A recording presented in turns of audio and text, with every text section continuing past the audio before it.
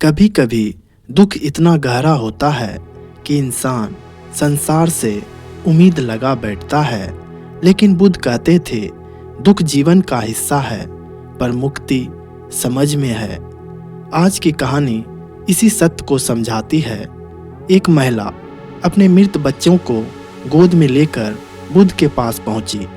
आंखों में आंसू, आवाज कांपती हुई वह बोली, भगवान, मेरे बच्चों को वापस जीवित कर दीजिए, मैं विनती करती हूँ।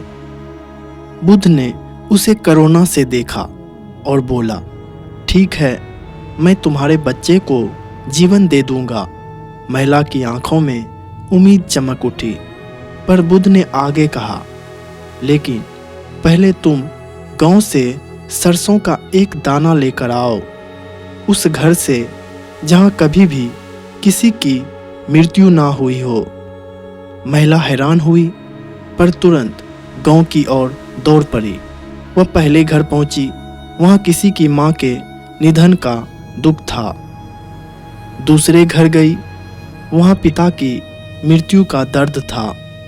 तीसरा घर, चौथा घर, हर दरवाजा, हर परिवार किसी न किसी दुख की कहानी। कहीं माता खोई थी, कहीं पति, कहीं बच्चा, कहीं भाई। सरसों का दाना आसानी से मिल जाता, लेकिन बिना मृत्यु वाला घर कहीं नहीं मिला। चलते चलते शाम हो गई। उसका दुख धीरे धीरे दूसरों के दुख से जुड़ने लगा। वह समझने लगी कि सिर्फ वो अकेली दुखी नहीं है।